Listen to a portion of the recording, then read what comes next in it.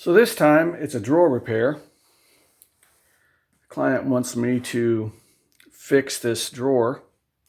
So I have the back, two sides, the front, and the drawer bottom there. So if we look at the back, you can see that it's kind of a T shape.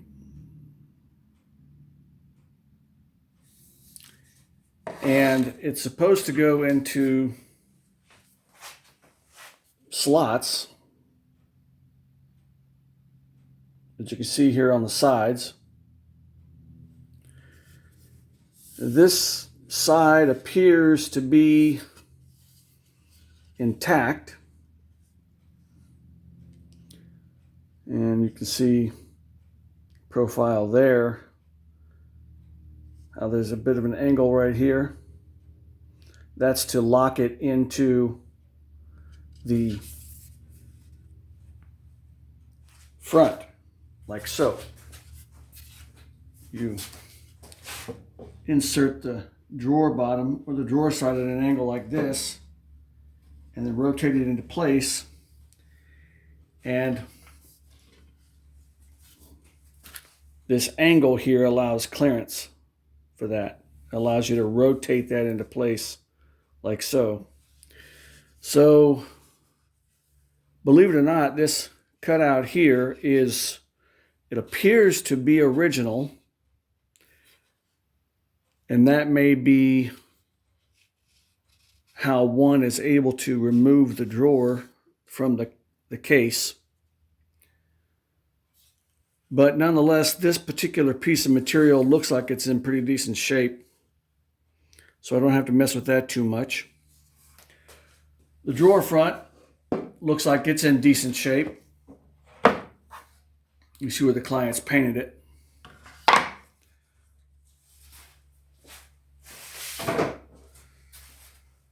The drawer bottom, well, let's just say that it needs some help. So you can see where all the nails or staples that were there have all pulled through, and I may end up having to just replace this piece of material with something else. But really the main focus are these two drawer parts here. This one side. You can see how messed up that is. That's pretty bad. So I got to work with that. And then this is completely missing here, so as to create that slot. All of that has to be replaced.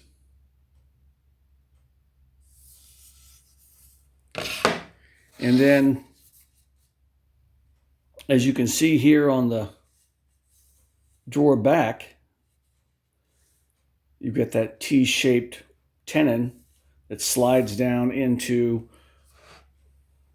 the back, or the two sides, and this one is missing it all together. I mean, this is in pretty bad shape. So I've got a little bit of work to do. I think I have an idea of how I want to work on these two pieces. I'm not exactly sure yet. So to start addressing this drawer side, specifically this end of it, once again, as I showed you earlier, it's really chewed up. It's pretty bad.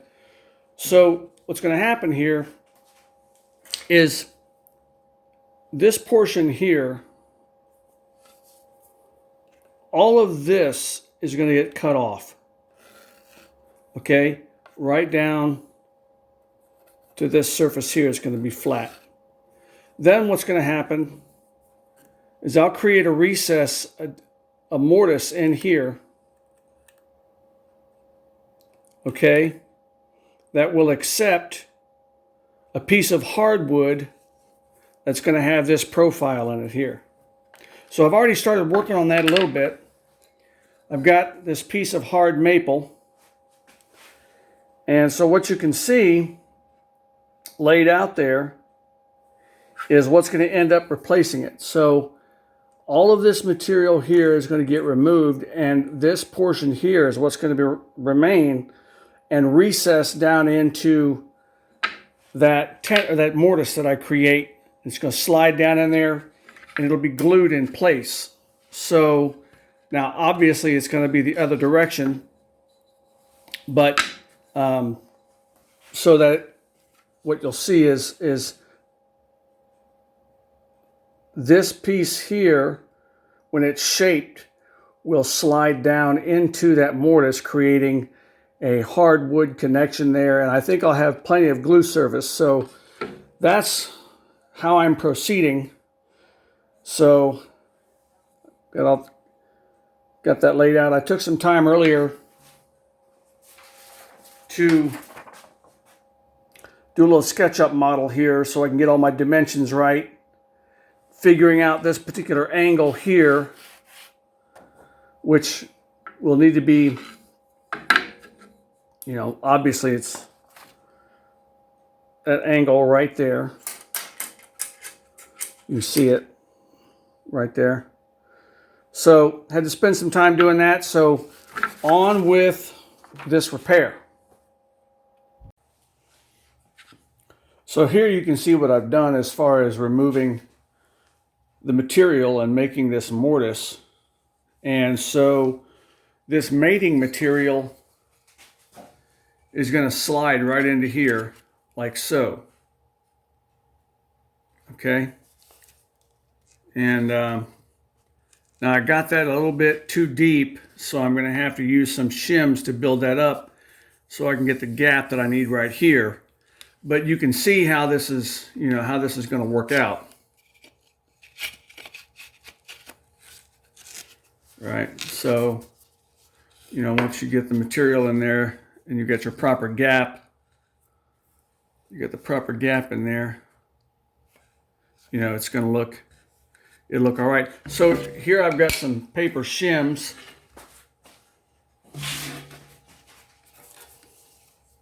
And, hold on just a second here, I got to put these shims in.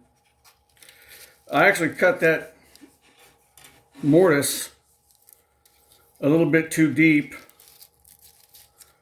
No big deal, but I failed to take some things into consideration and made it too deep. So once you get everything in there, you get the shims in there and everything, it creates the gap that's necessary so that this portion of the drawer, this drawer side, can fit into the drawer front.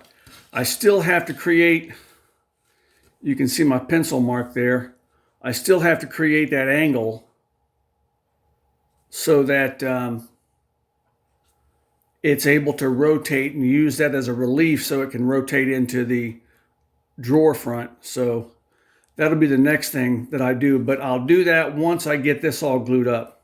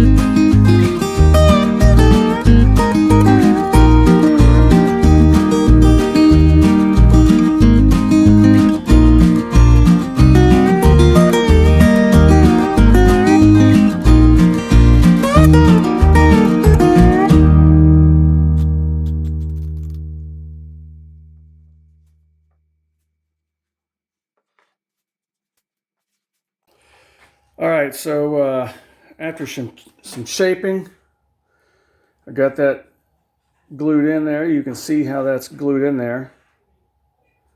And I still need to carry this groove all the way through. But for now, I've got that material shaped. And let's test fit it to see how it's going to work out.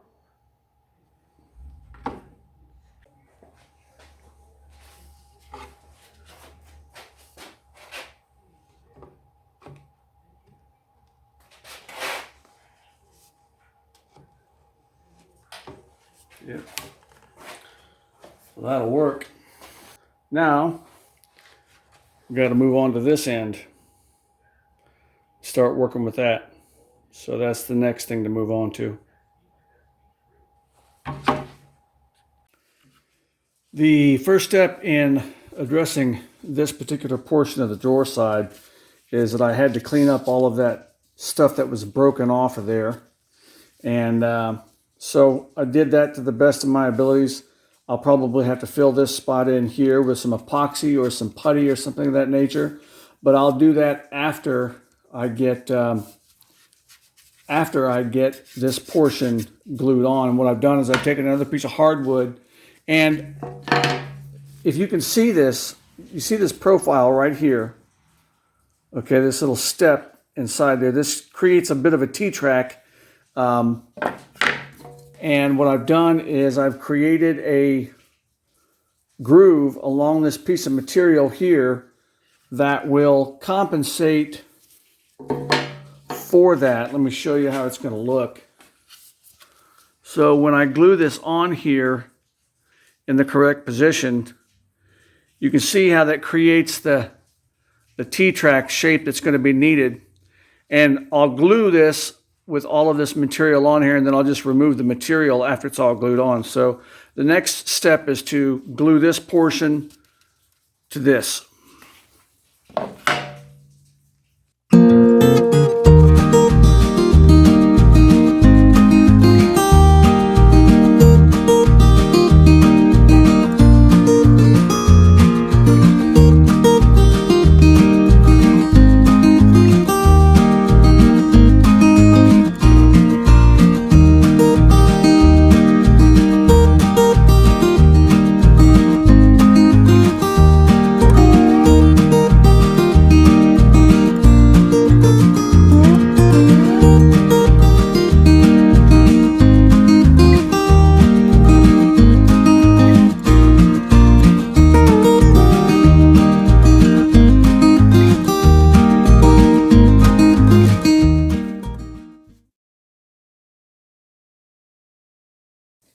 So while the glue on the side dries, I have to start working on this back piece here.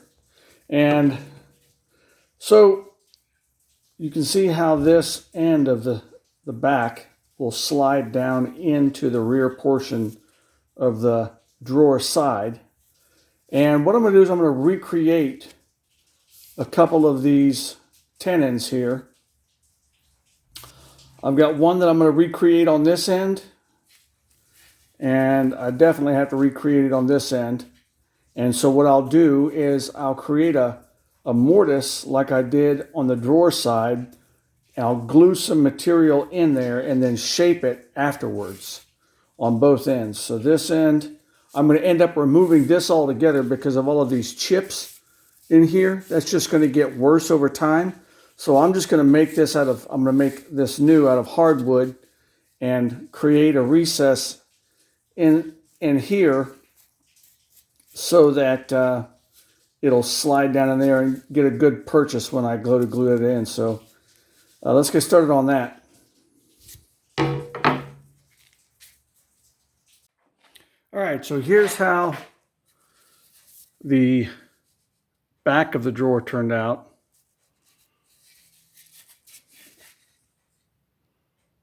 You see what I did with the tenons here. These will slide down inside the grooves that are on the drawer sides. So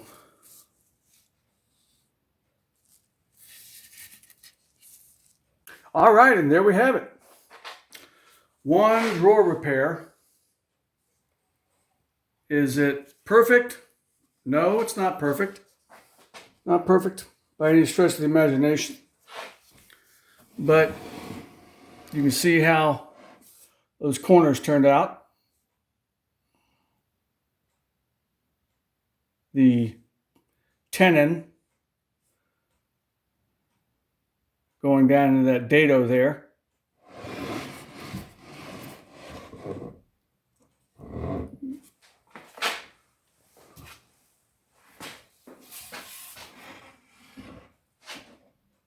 So that didn't turn out too bad. I'm pretty pleased with it. It's quite a bit of work. It really was. It's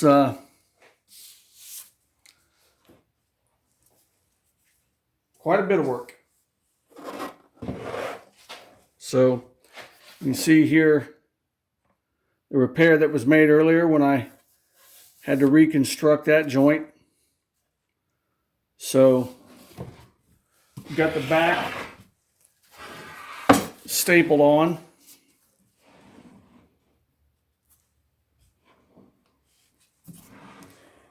And I think it's ready for a little more life and a little more use. So if you've got any suggestions on how I could have done that differently, I would really like to know. But that when I decided I was going to do this repair, the customer asked me to repair it for him, and as I considered how I was going to do it, to me that made sense. But if there's another way, I'd like to know, because that was quite a bit of work. I thought about making a whole new drawer box for it other than the front, but I didn't have what was needed for that. So I did this, and